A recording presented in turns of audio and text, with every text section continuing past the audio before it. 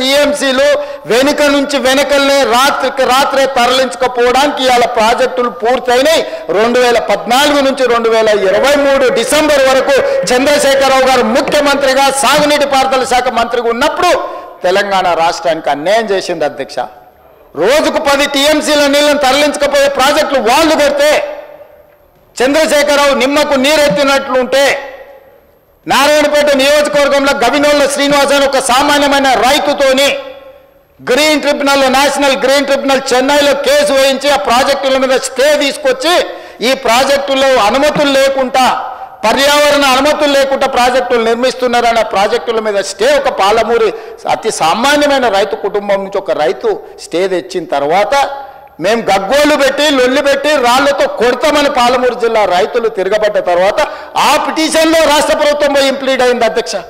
ఇదెక్కడ చూద్దాం అధ్యక్ష? తెలంగాణ హక్కుల కోసం శాశ్వతంగా మనకు అన్యాయం జరిగే నిర్ణయాలు ఆంధ్రప్రదేశ్ తీసుకుంటే ప్రభుత్వం కొట్లాడాల్సింది పోయి ఉద్దండులైన న్యాయ కోవిదులను పెట్టి అడ్డుకోవాల్సింది పోయి వదిలేస్తే ఒక సామాన్యమైన పాలమూరు రైతు నేషనల్ గ్రీన్ ట్రిబ్యునల్లో కేసు వేసి స్టే తీసుకొస్తే పర్యావరణ అనుమతులు ఇవ్వని అప్పుడు పోయి వీళ్ళు విధిలేని పరిస్థితిలో ఇంప్లీడ్ అయినారు అధ్యక్ష. అధ్యక్ష, నేను ఒక మాట గుర్తు చేయదలుచుకున్నాను అధ్యక్ష. చాలా మాట్లాడినారు, ఉండుంటే బాగుండేది, నేను అడుగుండేవాడిని. రోజా గారి ఇంటికి వెళ్ళి రొయ్యల పులుసు తిన్నది ఎవరు అధ్యక్ష? నేనా ఉత్తమ్కుమారెడ్డి గారు అధ్యక్ష? రోజా గారు ఒక్కసారి రొయ్యల పులుసు పెడితేనే తిని రాయలసీమను రతనాలసీమ చేసి వస్తాను చెప్పొచ్చిన మహానుభావుడు ఆయన.